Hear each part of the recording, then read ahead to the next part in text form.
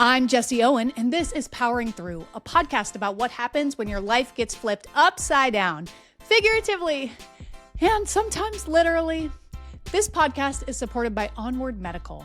If you're new here, I'm a quadriplegic mom who likes to overshare on the internet. And on this monthly podcast, we have honest conversations about life after spinal cord injury, the identity shifts, the grief, the humor, the relationships, the logistics, and all of the weird things that nobody prepares you for. This month, I'm speaking with Cairo Smith, an award-winning screenwriter, filmmaker, and storyteller whose life changed pretty dramatically after a spinal cord injury 3 years ago. What fascinated me about Cairo wasn't what he lost, it was what remained. His creativity, his curiosity, his sense of humor, even his Hollywood-worthy love story. It's all still there, and perhaps most importantly, he's still asking questions, building worlds, and making a life inside of circumstances that he didn't choose, which is a challenge more universal than we often admit. In this conversation, we talk about Hollywood, storytelling, friendships, grief. We always talk about grief a little bit because no one is that excited to hear the news that they've acquired a spinal cord injury. But don't worry, we figure our way through it. We talk about marriage, community, and the surprising ways that people rebuild themselves after their life changes forever. At the heart of this conversation is a question I think many of us wrestle with. When something life-changing happens to you, what parts of yourself still survive? I think you're gonna love Cairo's answer. Here's my conversation with Cairo Smith. Full charge, let's roll. So Cairo, you're joining me from Hollywood. Let me see if I get this right. You're a Page Award-winning screenwriter and director with credits on Amazon, Netflix, Disney, Paramount Plus. That's right. And, did I get that right? Yes. Oh my goodness. And you've built ARG content for Niantic. Now, I just learned what that was, so I'm excited to get into that in a little bit. And I believe also, as I'm introducing you, you have mentioned that you're Egyptian American? I am, yes, on my mom's side. So definitely a product of the melting pot. And quite a lot of storytelling history with that lineage. Yeah, so a few thousand years at least. Oh, yeah. That has probably helped immensely with your work. It's in the blood. Maybe. I don't know. I certainly do come from families of, writers and educators and scribes. So it's not too crazy what I'm doing. You don't seem like someone who leads with disability. I haven't seen that very publicly from you. Do you feel protective of it? When did that enter your life and your story, and did it change your dreams for you? Yeah, so I was injured when I was 25. If it had been 6 months later, I wouldn't have been able to qualify for a CalAble account at the time, which is its own sort of very arbitrary. Basically, it's like a tax-protected savings account for people who are disabled young. And the issue with making a cutoff like 25 is it's very can be arbitrary and cruel. They since raised it, but it's been 3 years for me, 3 years and change, and it's a balance, right? Because there's definitely a level of evasiveness about it that can come off like, oh, this is shame, or this is like internalized ableism. It's like, this is this thing you have to ask, right? It's like, if I'm cropping a photo and I'm looking at my chair and I'm thinking, okay, what is this going to look like? Is it because I'm trying to pretend I'm something else? Or is it because I want people to see me first and see me the way I want to be seen, which is in my eyes and my interests and my personality, right? So I try to strike a balance. I've got some friends, our friends Cole and Charisma are big advocates. They post a lot on Instagram, and they are transparent about what they do. And I honestly am very grateful to them because it does humanize the whole community when someone does that. I don't have any ill feeling toward it. I think that by nature I'm a little bit of a private person, and that comes off in the way I present myself online. In our industry of being paralyzed, only being 3 years out of your injury is still considered like baby territory. Like you're still newly injured. And I find it remarkable that you have put this much thought into the ableism, uh, inner thoughts of yourself and how you want to be perceived. Because I also went through that. I have pictures from the first 5 years, and I made everyone crop me so that you couldn't Yeah. see my wheelchair. Take it from the head up. And now I actually deeply regret that because I want to look back and see that journey. And for you to be reflective on that so early is really impressive. And it sounds like one of the ways that you've been on this journey to becoming whatever new version this is community. Yeah. I think I was an introvert once upon a time, or I thought I was, because I didn't know how to talk to people, but I'm certainly, we sort of are the sum of our close friends and loved ones to some degree. And, it's easy to say, oh, there are two groups. There's like the disabled community, and then there's your other friends. But I actually find there's kind of three. There's the disabled community, but outside the disabled community, and I'm curious to know if you found this actually. There is a different feeling with people who knew you before versus met you after. Mm-hmm. And I actually think, in a weird way, the people who knew you before are like always grieving with you to some degree. And you can feel like very seen in that because, you can sit around with your buddy and go, oh, remember when we hiked that mountain? And you feel it in the air, right? But the people who met you after, at least in my experience, it's so funny how little it occurs to them to think of you in any other way. It doesn't, oh yeah, come to this bar, bro, there's a ramp. Like that, they're not even, there's no baggage for them because that's just how they met you. And so I actually think there is a value to all three groups. They just have different purposes. So the groups are people who knew you before your injury, people who met you after, and then other disabled people. Yeah. I wholeheartedly agree with you. And that the special group that knew you before, they absolutely grieve the hardest with you. But maybe what you haven't got to fully experience yet is that those same people are your biggest, loudest cheerleaders as you get to experience other parts in your life.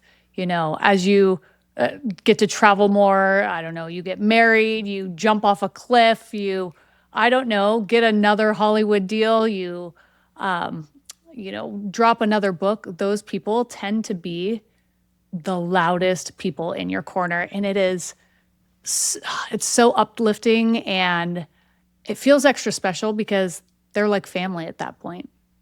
And I'm really excited for you to be able to experience that as you continue to grow. All but one of those. I think I'll skip the cliff, but the rest sounds excellent. Okay, well, I will arrange skydiving for you then. That sounds... Okay. All right. Maybe we can pair it with like the movie deal, and then we can talk. But I don't know. I think I'm a pretty safe person. A land mammal? Yeah. For me anyway, because I was in a car accident, right? Mm-hmm. And there is a little part of you that will see somebody like street racing at 110 miles an hour. And you go, okay, come on, me and not that guy? Whatever. Yeah, the truth is when you experience these catastrophic injuries, you realize just how cruel the world can be and really unfair when sometimes you didn't deserve it and other people maybe do. And I think that's one of the parts of an acquired disability like this that maybe isn't talked about enough in stories and in social media is the mental battle between why me. Yeah. And I don't know if I would go as far as to say anyone deserves it, but there are certainly people who treat their lives glibly, or even worse, treat the lives of others glibly. I would say reckless driving is certainly both of those. And I don't see it now the way I did before. So you never went to that dark place in your recovery of like, somebody else deserves this, not me. Have you always kept that level-headedness about yourself? what I did I think in some of those depths is, wow, I'm glad there is no ability for me to transfer this to someone else. Like magically make a wish and wake up fine and someone else across the country is dealing with it. But for better or worse, there is no way out. So it's not on the table. Do you think that's like related to your genes, your core as a storyteller? Oh yeah, I think a lot of the thoughts that I've had post-injury, both hopeful and cynical or depressive, were coded within me. It's like sometimes genes can get activated under certain circumstances. I look at the fiction I wrote before, and I can see myself like abstractly processing grief or hardship or the idea of, oh, I'm going to transfer my curse, my affliction to someone else, showing up in those stories. And so I do think maybe that's an advantage as a writer, is you're kind of pre-processing a lot of bad things that are going to happen to you one day. It's heavy, but it also takes away your naivety a little bit. Do you think that's helpful or hurtful? I think it is so intertwined with who I am that if I didn't do it, I wouldn't even be me. So it's hard for me to consider the alternative. It sounds like a lot of parts of yourself survived the injury. What do you think survived your injury, and what stayed with the previous you? I think a surprising amount of me has survived. I think I was less than a year out and I was at a bar. I had just gone seen a movie, which is one of those things that was important to me before and after. And I was at a bar with my buddy. And I said to him, I'm just so worried that I could still be a good dad. Because that's really important to me. And it's just little things like, oh, I bought this ball and glove. And I thought, someday I'm going to play catch with this kid. And can I still be the dad that I'd be proud of, And he just looked at me like I was saying something really dumb. He said, of course you're going to be a great dad, dude. Like it was not even a question. And I trusted him enough that I believed him. And I thought, oh, yeah. And I thought, would I have been happy with me or with my dad as a dad, even in a chair? And of course. So I think that's a testament to how much survived. That is so beautiful. And I can see that you wanted like your core and who you were in all of your life to come back and find meaning and purpose and joy and happiness. And clearly you also wanted your career to come with it too. Did all of those pieces of you move forward at the same time, or did you pick rehab and focus on your body, or pick, going out with your friends and talking about the future, or did you get into writing right away, or did they all happen at the same time? What was the first step? In the hospital, I was pretty obsessively trying to finish my work and go on as if life was normal. I had a number of projects pending just because I was in the middle of the work year. So I was, on event, unable to speak, mouthing messages to my assistant over FaceTime. And then as soon as I could talk again, my dad and my mom would take shifts. I had a script I had to turn in, and I was dictating the last 15, 20 pages of some stupid werewolf movie that I had to finish. And of course, the producers were like, oh no, you're okay, man. We can get someone else. And I was like, no, I'm going to finish it. And, I finished it. And then, as I said, I had this sort of feeling like I just have to go be a monk in the mountains and focus on rehab. And I'll just, do my training, my Rocky training montage, and I'll get all better. And then I'll come back to LA like nothing happened, And so I just put everything aside to focus on the rehab. And I did learn a lot at rehab, but it was, as you know, not about getting back to normal. It was about managing being a C5 Asia B. And the part that was the hardest for me to accept is the amount of cares that my fiance was going to have to do, because I was driving, she was in the car with me, and I felt incredibly guilty that I'd put her in that situation. Incredibly grateful that she had lived, that it had been me and not her that got hurt. And I felt like she deserved a better life than what I thought a caregiver's life would be. And it took me a long time to accept that we could still find ways to be really happy. But I did pay opportunity costs. My career is not what it would be otherwise. I couldn't commute to an office. I was worried about really basic things like, taking myself to the restroom, or like eating without dropping a sandwich all over myself. I didn't feel like I could hang in a writer's room, and I let that go. Actually, I dropped my managers, and that's that shame. I didn't even really tell them why.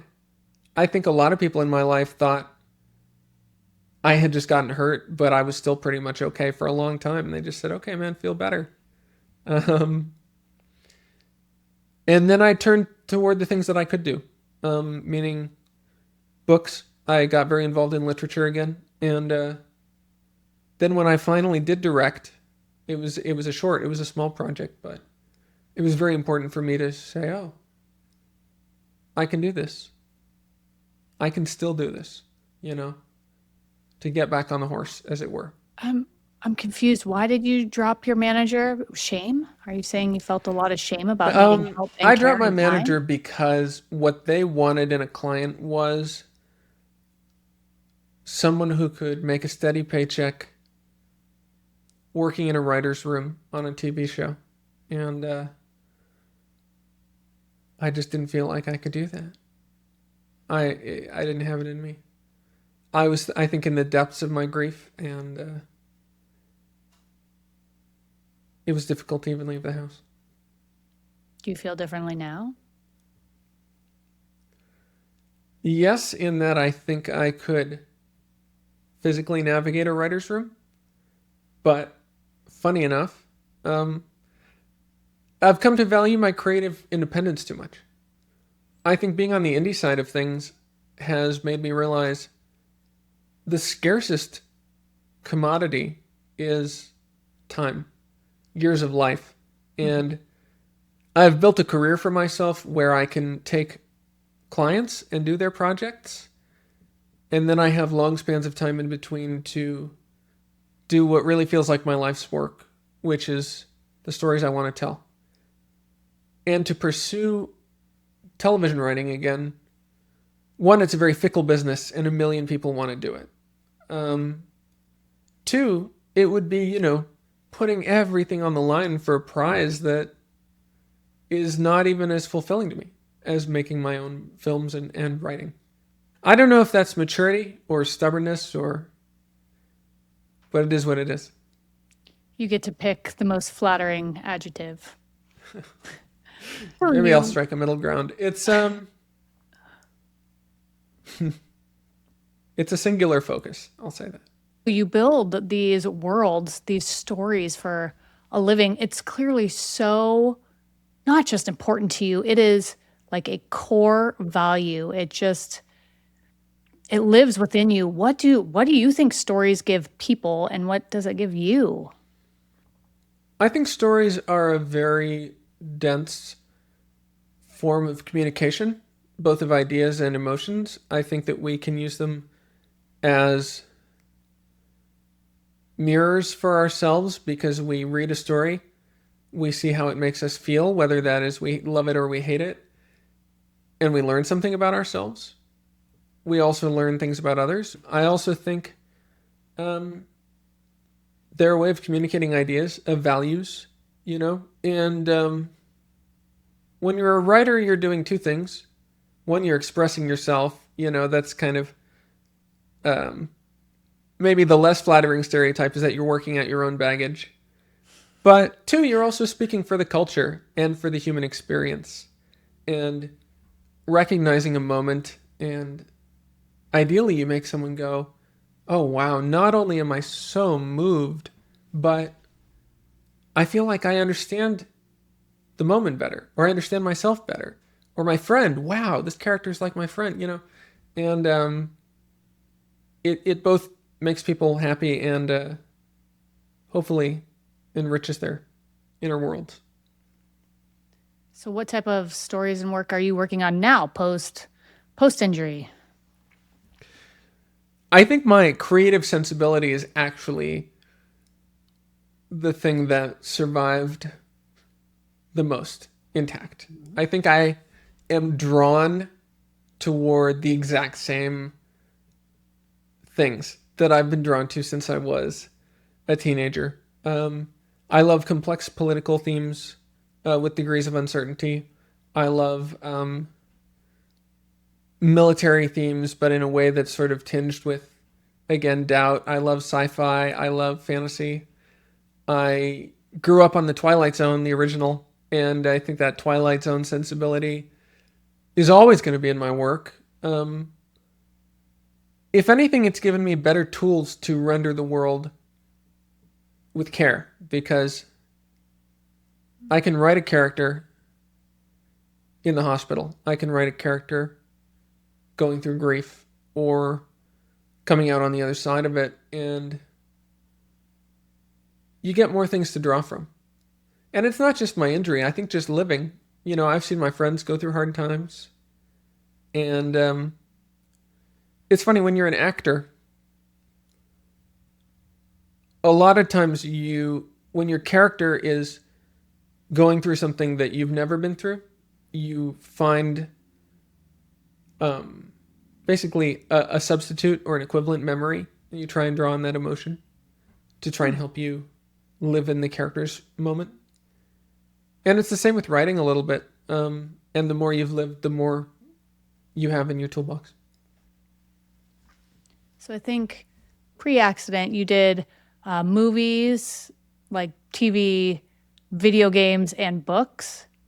Are you putting all of those beautiful stories into all of those outlets now, or do you have a favorite child at the moment? I am in production on what's going to be my second feature film, the first one that I have shot since I was injured. We are shooting in my house, actually, kind of a John Cassavetes, we have no money, so this is our free location. But it's basically a drama about friends getting older, and it's kind of a love letter to the people I know that I've seen basically leaving young adulthood, and all the lessons and the humor and the hardship. It's funny. We were looking for grants for the production, and there are quite a few grants for filmmakers with disabilities, and pretty much every single one of them wants disability on screen. And for me as a personality, especially an artist, I'm very obstinate, and I don't want anyone putting me in a box like that. It's like, I'm gonna tell a disability story on my terms when I want to, and that is not the story that I want to tell right now. And you don't want to be pigeonholed. It's not like, Cairo, you could have this great career. You just need to sort of lean into only making these disability sob stories. That's not fulfilling to me as a concept. You want the intersectionality of all of it, or you want none of it?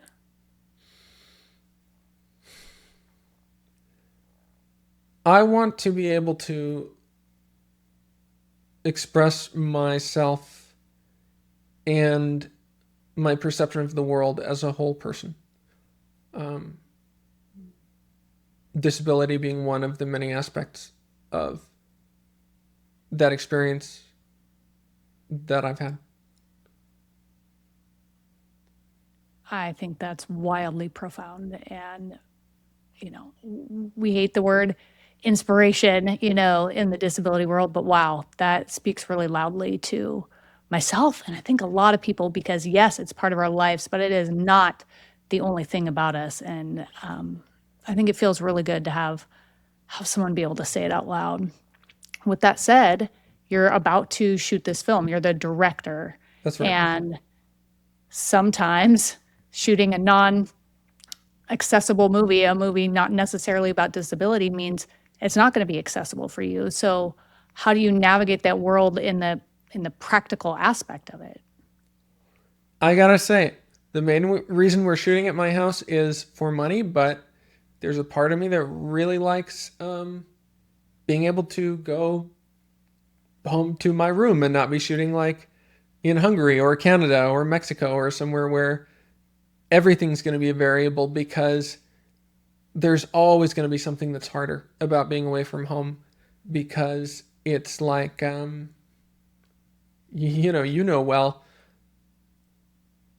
you can't just go through the world expecting it's going to work for you. Every single piece of the world that you interact with, you have to either negotiate or be very, very familiar with, or it's going to cause a lot of stress. And then all of a sudden you're just living in what you can't do again. I was so embarrassed today because I was at a local lunch place, and I go there because I know what to do. There's a rhythm. I don't have to think about the table height, etc., etc. I got a chocolate chip cookie, and they were out of the paper bag that it comes in. So it came, the guy brought it in like a little plastic clamshell. And I'm just thinking, oh my God, I can't believe I am so stressed about the fact that I got this little clamshell. So there's like, there is a consideration there. The trick with any production, this is not just a disability thing. You have to do all your planning around disasters in advance so that you already have it all figured out and you're not panicking on set. You do your panicking in the pre-production, right? And so I'm just thinking, okay, we're going to shoot 2 days on, 1 day off. That way I can do my, I can take a shower, which is going to take 3 hours, and we're not doing a late call. I can make sure everything is ramped and I'm going to be able to get to everything. And then you add another layer. You go, okay, let's say I have some kind of weird blood pressure episode. Let's say I'm out of commission for 4 hours and we cannot stop shooting. I'm going to call up my buddy who's a good director and say, hey, can you basically understudy me? You've got to build in so many layers. But we just do it where it's like, yeah, it's harder, but I'm going to do it anyway.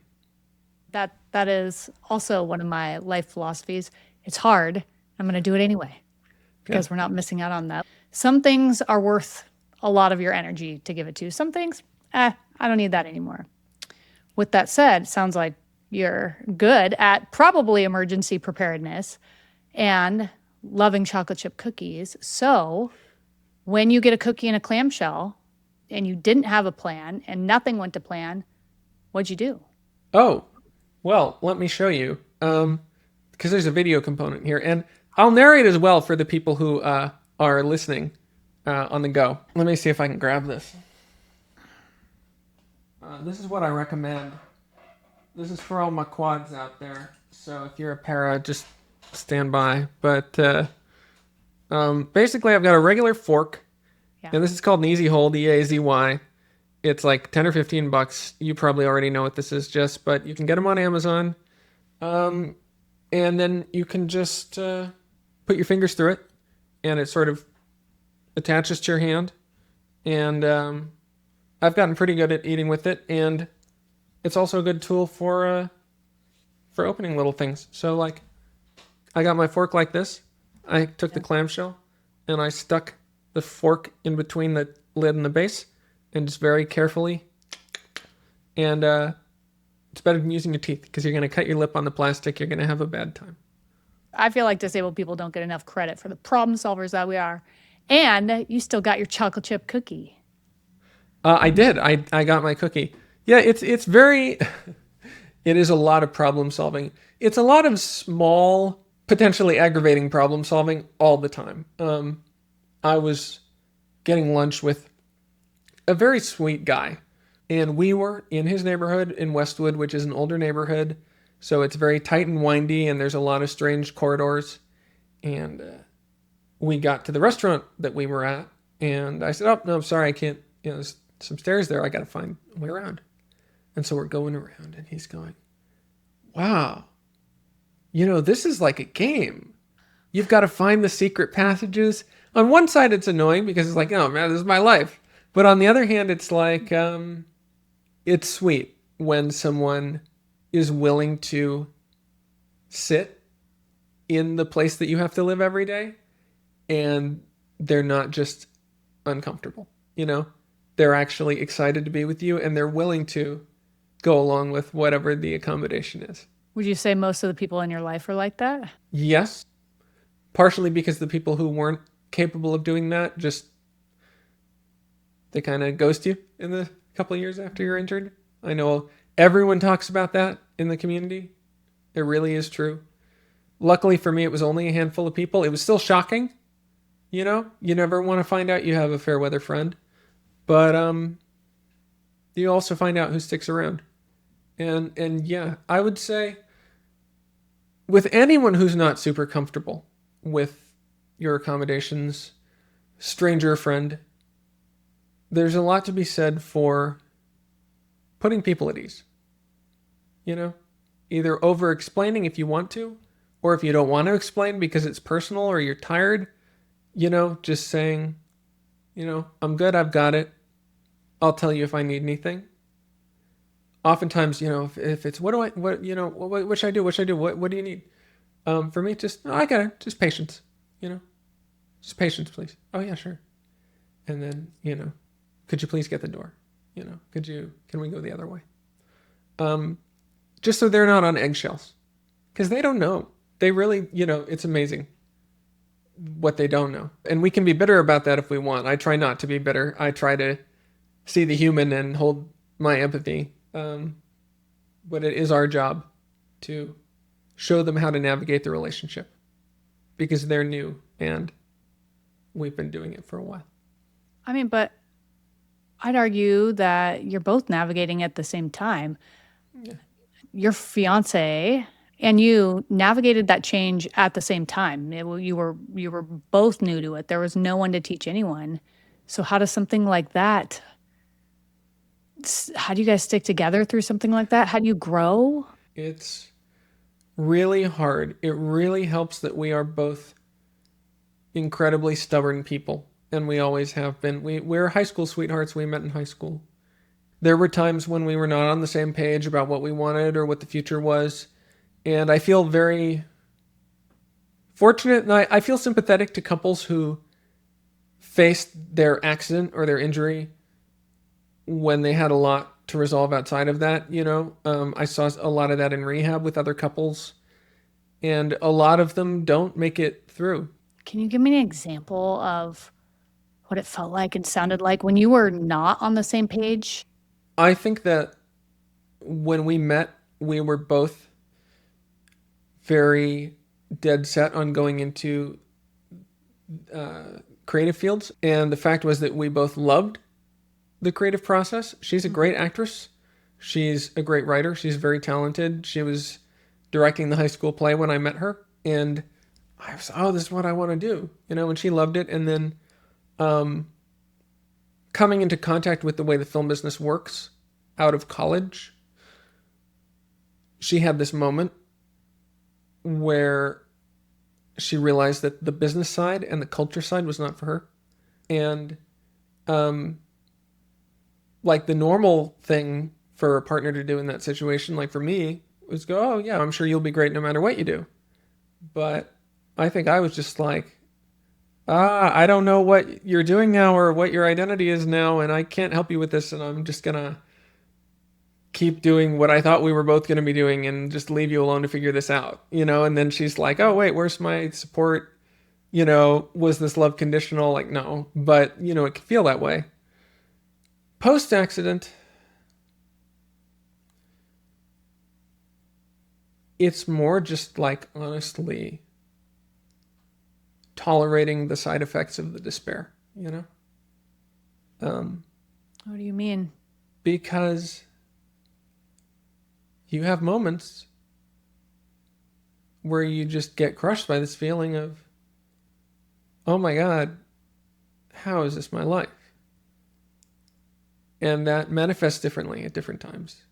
You get quiet, or you get short, or you start withdrawing from things. And if you are someone in a relationship where you're used to leaning on each other, you sort of start to see the other person having one of these moments and you go, oh, you know, either you're going, oh, they're not there for me, or you're going, oh, this is my fault somehow, you know? Like, oh, if I just hadn't gotten us in that situation, this is my fault. You know, what have I done to her? Or, you know, oh, if I was just, you know, a better caregiver, or if I was able to, you know, do things more like this or that, you know, he'd be able to have more time to pursue his dreams. And there's a lot of, you know, guilt, blame, and things that feel like guilt and blame that are actually just expressions of the grief. And it's all just about communication. It's very boring. There's no special answer. The answer is just like you talk and you recognize when you're taking something as an attack that's not really an attack. And there are plenty of good books on it, but you just got to care. You got to try and you got to care. And life goes on. It actually kind of reminds me of the statistic of that parents that have had a child pass away often have relationship difficulties afterwards because you're both experiencing something so dramatic and traumatic at the same time.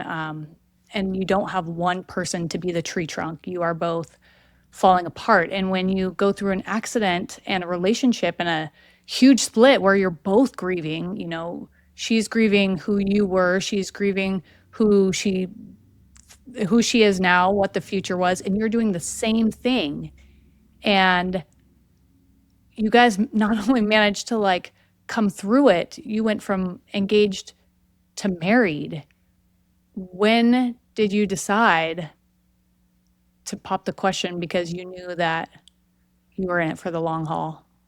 So it's quite a story. And I will say, I think we're looking for the wedding at early next year. So still engaged for the moment, a few years out. And I had got the ring made. I had found a jeweler before the accident. Mm-hmm. I had found the stone. I had put the money down. And we were in the car. And we got flipped upside down. And so we were hanging. This was in the rain up in the Bay Area at night. So it's pretty crummy conditions on the freeway. And we were both hanging upside down. And I could tell that I had broken my neck. I couldn't feel anything below my neck. And I knew I was hanging there. And we were talking and I couldn't turn my head to see her. And she said she was okay. So I'm thinking, oh, thank God. And we're waiting. And, you know, there's people standing. Yeah, okay, we're going to, you know, we called 911. We're going to, you know, they're coming. And I feel myself getting a little faint. And I was fully convinced that I was going to die. I could just feel it in my body. And I would have without 21st century medicine. And my thought was, like, as the car, like, came to a stop was, oh my God, why have I not married this girl yet? And so I said, you know, I said, you know, Claire, you know, will you marry me? Wait. Upside down in the car. Yeah. And she goes, yes, I will. I was like, oh man, what have I done? And the funny thing is, I don't remember really the next. They got me in the ambulance, and I looked up the EMT, and he's doing all this stuff, and I said, you know, am I gonna live? You know, am I gonna live? Am I gonna live? And the guy looks at me, and he goes, well, you're gonna live. That's what he said. Wow. Yeah. Wow. Okay. And the way he said it was just like so unemotional that I believed him. Right? I was like, okay, this guy's not trying to make me feel better. So okay, and then 3 days went by, and the funny thing was, I guess, she had a concussion. She has no memory of this. Oh. She does not remember. She was on speakerphone with her dad, and so her dad can confirm everything that was said, that she did say yes. But for this reason, and if she's listening, then spoilers, but I got to do another one. Not because it doesn't count, just because she deserves one she can remember, and one that's, a quiet, happy moment. So I think the plan for the summer is find the moment for that, and then hopefully married early next year. You think all the stories in the world are already told, and then you hear a very unique experience. Yeah, it sounds sort of like kind of corny if it were a movie, but it's just real life. That is real life, and wow, maybe it should be a story. And I feel like the money's on the table, so I don't know what's the hang up in me, but I just think I maybe want a little distance before I start mining my life in that way for showbiz. Do you think you might be looking for more of the end of the story before you get to writing the beginning? Yeah. That's really exciting. And you've mentioned twice kids. Do you guys have plans? Yeah, we have a pretty simple plan. We want to finish this movie that we're going to shoot, and then once we wrap production, start drawing. So. You said is she in the movie too? She is, yeah. You guys work together? We co-wrote it. We're still creative partners. See, we actually found, how I said she loves art and acting? She just doesn't like dealing with, sketchy producers. So it turns out that I pass her judgment. So I'm lucky enough that she will work with me. So she's going to be acting in this movie. And she said to me, because I've made a few films and I haven't had her in one of mine since college. And she said, I just want to do one before I'm old so people can know that I was good at something. Oh my gosh. And how can you say no to that, And on top of the fact that she is a great actress. So yeah, so we're going to do that. And it's a complicated fertility process with spinal cord injury for men, but it's possible. And we're going to take it one step at a time, just like everything else. I can think of, honestly, no stronger relationship, more like connection with someone than to be high school sweethearts, than to survive a traumatic accident together as you are, boyfriend, girlfriend, engaged, and then become part-time caregiving. And also now working together. Cairo, I have to ask, what relationship advice do you have, or to how to pick the right person? Because that is wild. I think I got really lucky. I think that in some ways, it's funny. I was talking to a friend of mine today who, she got a really rare kind of cancer, and it's under control, but it's only under control because they caught it really early. And she goes, yeah, so I'm either really lucky or really unlucky. I can't tell. And I think the truth is all lives have both, right? So I think in this way, partially, I got very lucky. I also think, I don't think it's useful to think of the idea of the one. I think that you build the relationship you want with someone, and you show up every day and you care, and you try and do something you think might make their life a little better, I think it's Brene Brown that says, both people need to be striving to give 70% or something, more than 50. Both of you are striving to give more than 50. Although I would say that people with disabilities or limited abilities or fatigue or anything like that often struggle to feel like they can show up and give as much of themselves. How have you taken yourself through that journey to show up at 70% for her? You can't let the disability be a cop out on doing the stuff that's important, because yeah, I can't put up balloons for a surprise party very easily. You know how many people, if I ask them, hey, can you come set up for a surprise party for Claire, are going to be able to show up? You lean on your community. You lean on people who believe in your relationship with the other half, and they see you trying and they want to help. People naturally want to help. And it's actually, for me, it's not that different. Technology really helps. The fact that I can order stuff online, the fact that I can be independent in that way, the fact that we now live in a flat, walkable neighborhood with sidewalks where I can get out to the store and be creative and go on errands, Like, where we live now, she can say, hey, can you go get milk for this recipe? And I can be back in 40 minutes. I could not have done that where we lived before. So setting up an environment for yourself that can maximize your independence. Of course, not everyone has the money for that or the resources, but whatever you can do, I would say, it's worth thinking about, because that other person works really hard. Nothing makes me feel more confident and joyful than being in a physical space that allows for my own accessibility so I can do as much as I can by myself. I think also this is not just related to disability, but maybe America specifically, people hate asking for help. They're ashamed to ask for help, and it's deeply ingrained. And when you become disabled, you do need to ask for more help. And it sounds like if you're going to be a good partner to your spouse, to your friend, you also need to ask for help. Yep. How are you navigating that?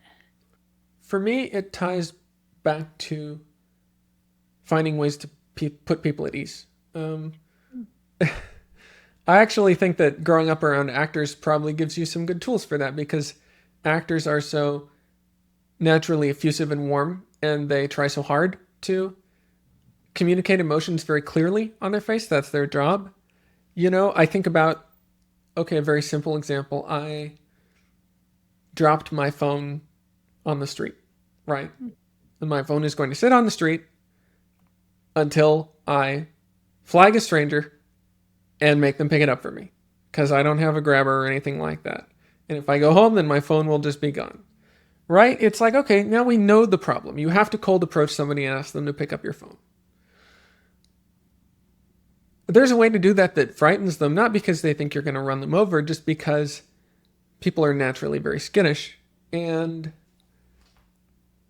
for me, I find a little bit of a smile goes a long way. And it's hard when you're tired. It's hard when you're not in a good mood.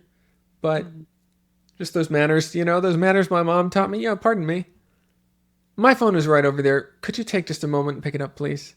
Thank you. Thank you so much. I appreciate it, And they start to remember that that's something that neighborly people do.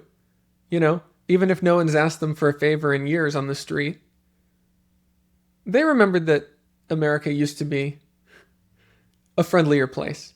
And they kind of go, oh, I did something nice for somebody, Not everybody. I've dropped things on the ground and gone toward people going, excuse me, and they run away. Oh. Yeah. But there are good ones out there. Absolutely. Cairo, you have been such a joy, and it is so clear that you're such a deep thinker and you feel so deeply, and it comes across so genuine. And I've had such a good time. And, if someone walks away from this conversation today remembering one particular thing, what would you hope it would be? Aside from don't say inspiration. Don't say inspiration. Or that you deserved it. It all happens for a reason. Oh. Or buy my books. Okay, reaching a little past that. buy his books. You have to pick the things that you're going to make your peace with letting go. And you have to pick your things that you're going to fight for, even if they're harder. And that's the real job. So, if you see somebody struggling with that, just give them the grace. And if you yourself are struggling with that, try to reach for things where you feel good doing it. And you'll be able to make a whole identity out of that, even if it's not exactly who you were before. Wow. Thank you so much for joining me. That was a lot of fun and it felt really good. And it feels like community, being able to share these experiences together. And I really hope that people could take away many things from this conversation to go forward and use your energy wisely, where it's going to make you happy and fill you with joy and build the life that you deserve to build.